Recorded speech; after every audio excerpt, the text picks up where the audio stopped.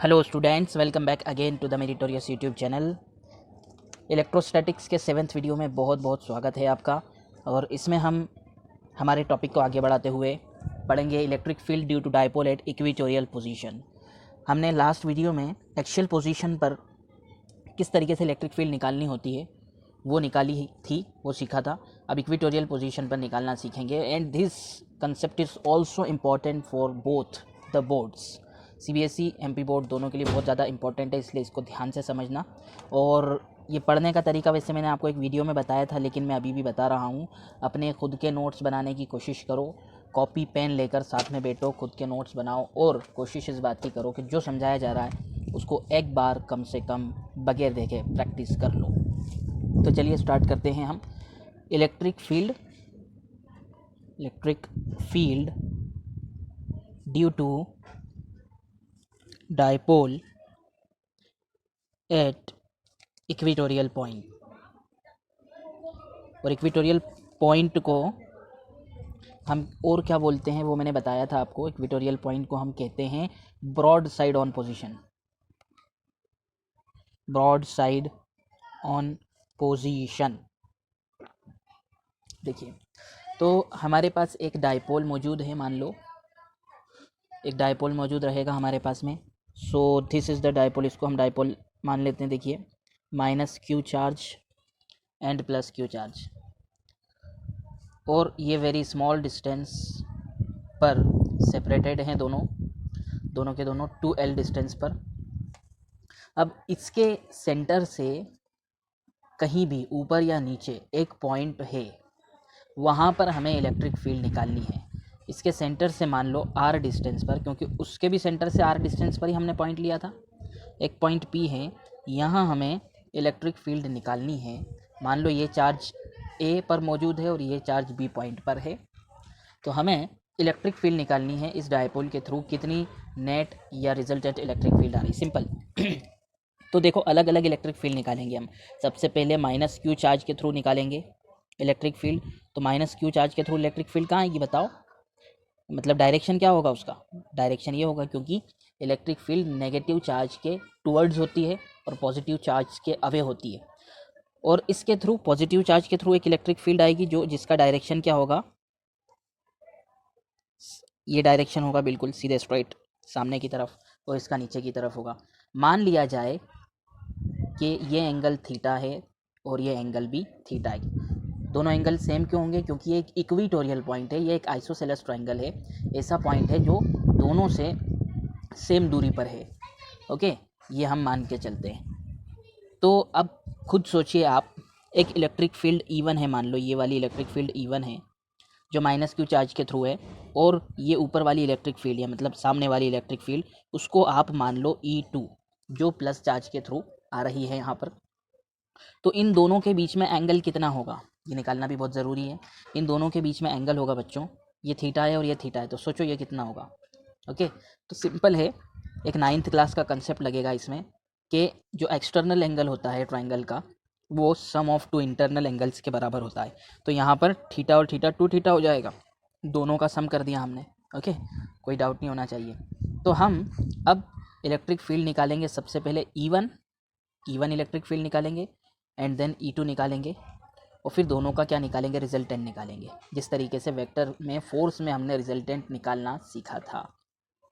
तो देखिए, E1 electric field क्या होगी? E1 इलेक्ट्रिक फील्ड निकालने के लिए ये डिस्टेंस पता होना चाहिए हमें।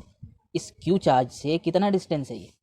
क्योंकि हमें तो सिर्फ मालूम है कि ये डिस्टेंस 2L है, ये डिस्टेंस R है, ये नहीं दिया हुआ है, तो ये हमें फाइंड करना पड़ेगा। किस तरीके से फाइंड करना पड़ेगा? देखिए, ये वाला डिस्टेंस 2L है और ये सेंटर है, तो ये L हो जाएगा सेंटर से, और इधर वाला भी L हो जाएगा। ध्यान से समझना, ये L और ये R, और ये बन रहा है राइट एंगल ट्रायंगल। ओके, तो यहाँ पर सिंपल पाइथागोरस थ्योरम लगा दो आप।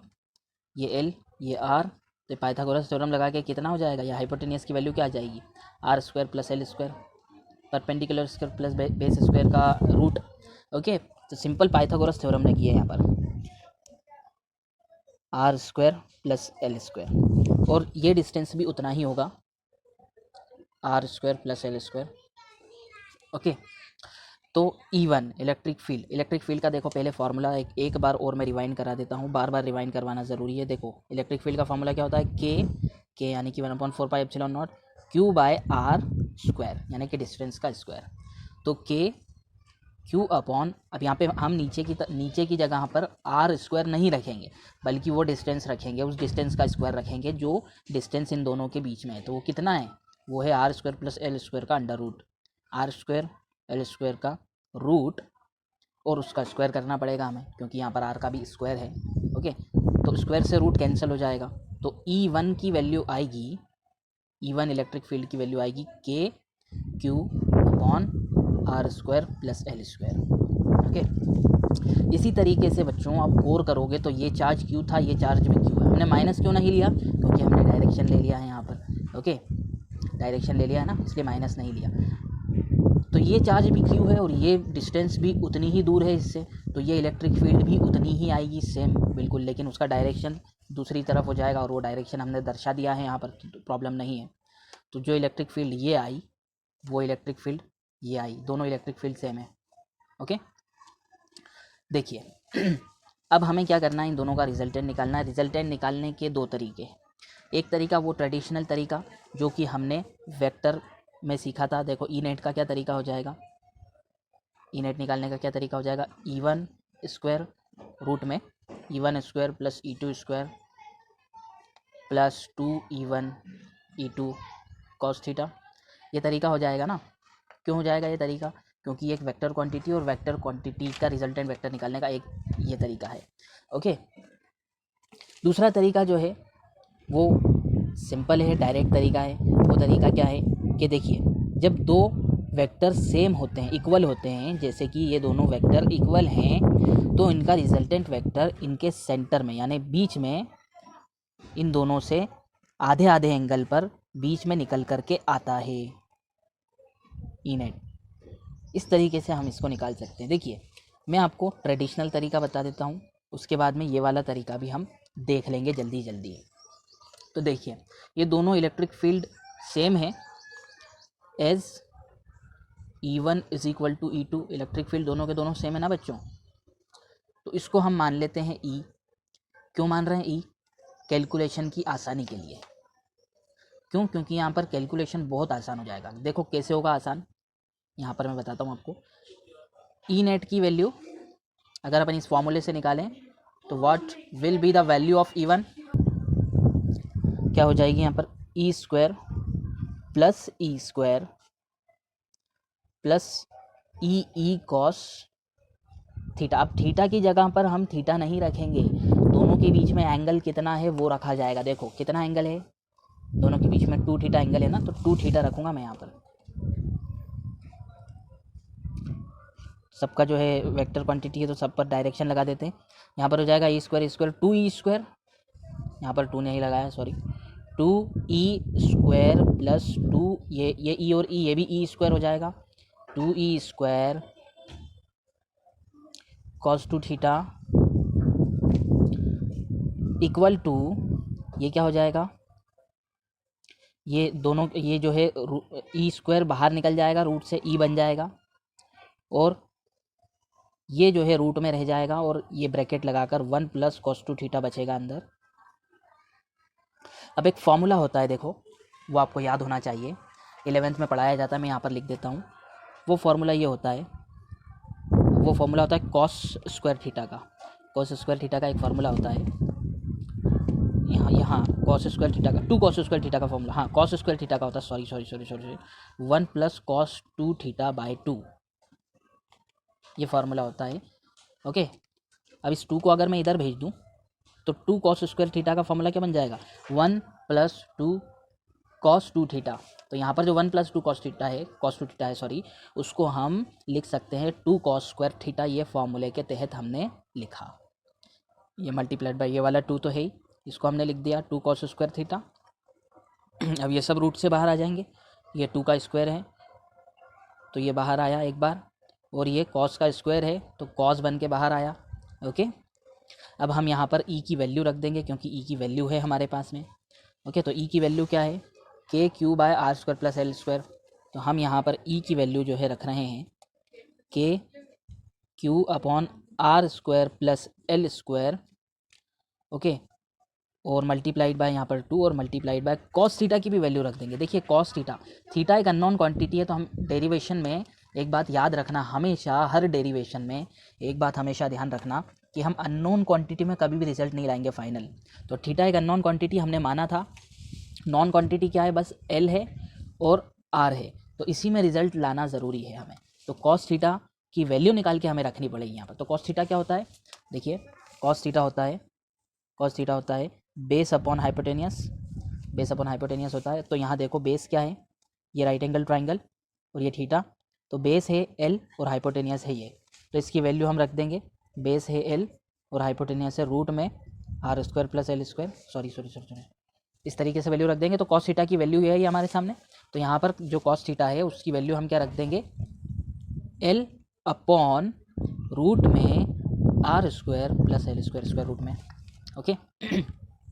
अब यहाँ पर एक चीज़ और दिख रही है हमें, 2QL। 2QL क्या होता है, देखो ज़रा, हमने पढ़ा था ना डायपोल मोमेंट, 2QL होता है। तो 2QL क्या हो जाएगा, डायपोल मोमेंट, यानी P लिख सकता हूँ इसको मैं, ओके। तो ये K और इसको लिख दिया हमने P डिवाइडेड बाय ये r square plus l square की पावर 1 है, r square plus l square की पावर 1 और मल्टीप्लाई, इसको मैं लिख सकता हूँ रूट को, स्क्वायर रूट को क्या लिखते हैं, पावर 1/2। दोनों के बेस सेम है, दोनों की पावर ऐड हो जाएगी, ये 1 और ये 1/2, तो 3/2 हो जाएगा ऐड होके। तो KP upon r square plus l square to the power 3/2, okay. Sorry आपको दिख नहीं रहा है। अब मैं इसको यहाँ पर एकदम क्लियर तरीके से सजा कर लिख देते हम। तो ई नेट की वैल्यू जो आ रही है हमारे सामने वो कितनी आ रही है, के की वैल्यू क्या होती है, 1/4πε0 रखना पड़ेगा ना हमें। के हमने इसलिए लिया था ताकि बार बार कैलकुलेशन में इतना बड़ा ना लिखना पड़े, के लिखना पड़े बस। P by r square plus l square की पावर 3/2। अब जनरली क्या होता है, मैंने आपको पहले भी बताया था, एल आर से बहुत छोटा होता है, तो एल स्क्वायर आर स्क्वायर से बहुत ही ज़्यादा छोटा हो जाएगा, इसलिए एल को नेगलेक्ट कर देंगे अपन, एल को हटा देंगे, ओके। तो एल को जब हटा दिया जाएगा तो ऊपर बचेगा P और नीचे बचेगा आर स्क्वायर, सिर्फ आर स्क्वायर बचेगा और उसकी पावर 3/2 बचेगी, ओके। अब ये जो पावर है इससे ये वाली पावर कैंसिल हो जाएगी, ओके। सिंपल सा मैथ लगा, या मल्टीप्लाई कर दो, या अपॉन में पावर है, ऊपर वाली पावर सेम कैंसिल हो जाएगी, 3 बचेगी पावर, 4πε0 P/r³। ये हमारा फाइनल रिजल्ट निकल के आया, E net for equatorial point, ये हमारा फाइनल रिजल्ट है, okay. This is our final result for equatorial point. अब देखो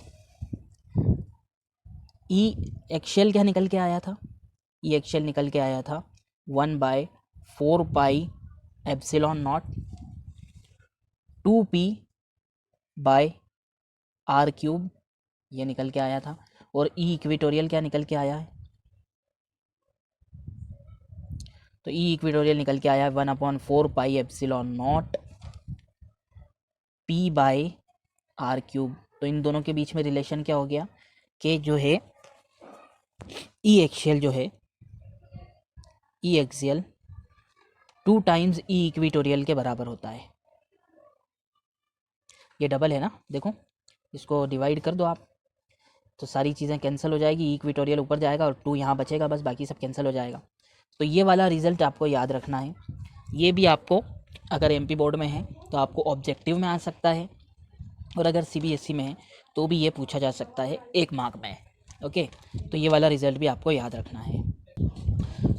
अब देखो ये मैं आपको एक शॉर्टकट तरीका बता रहा हूँ। वो तरीका ये है कि मैंने पहले भी बताया था, अभी भी बता रहा हूँ, 2 वेक्टर अगर इक्वल होते हैं, जैसे कि दो इलेक्ट्रिक फील्ड इक्वल थी, तो उनका रिजल्टेंट वेक्टर यानी रिजल्टेंट इलेक्ट्रिक फील्ड दोनों के सेंटर वाले डायरेक्शन में निकलता है, ओके। तो इनका रिजल्टेंट वेक्टर इस डायरेक्शन में निकलेगा, ई नेट ये तरीका भी मुझे बताना था।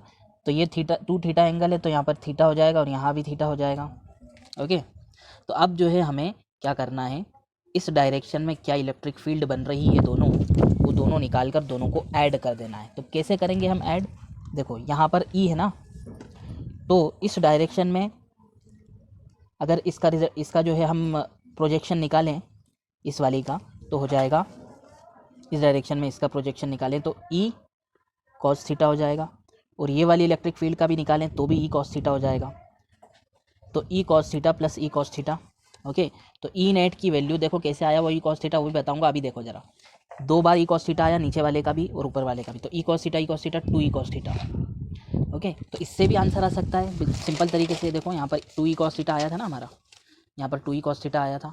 इसी तरीके से यहाँ डायरेक्टली आ गया 2 ई कॉस थीटा। हमने सिंपल वे में अगर करने की कोशिश करी उसको तो। अब ये कॉस थीटा कैसे आ रहा है, ये भी एक वेक्टर का कंसेप्ट है, ये मैं आपको समझा देता हूँ अभी। जैसे मान लो कि कोई वेक्टर है, ओके, मान लो कि ये वेक्टर है, मान लो कि ये ई एक इलेक्ट्रिक फील्ड है, और मुझे उसके थीटा एंगल पर उस डायरेक्शन में उसका प्रोजेक्शन निकालना है। थीटा एंगल पर एक डायरेक्शन है, उस पर इसका प्रोजेक्शन निकालना है। प्रोजेक्शन यानी कि नेट इलेक्ट्रिक फील्ड इसकी तो क्या आएगी। तो देखो एक राइट एंगल ट्राइंगल कंप्लीट कर लो आप, राइट एंगल ट्राइंगल कंप्लीट कर लो। इस डायरेक्शन में निकालना है, इसको एक्स मान लेते हैं। तो ये बेस हो जाएगा, ये परपेंडिकुलर हो जाएगा। तो बेस और परपेंडिकुलर आता है कॉस थीटा में, तो बेस अपॉन परपेंडिकुलर। ओके, तो एक्स की वैल्यू क्या आ जाएगी, ई कॉस थीटा। तो इस तरीके से ये आया है। ओके, सिंपल सा इसमें ट्रिग्नोमेट्री लगा है। तो यहाँ हमने ऐसा ही किया है, इसके साथ भी और नीचे वाली इलेक्ट्रिक फील्ड के साथ भी। तो इस वीडियो के लिए इतना ही। Thanks for watching for this video. मिलते हैं आपसे अगली वीडियो में।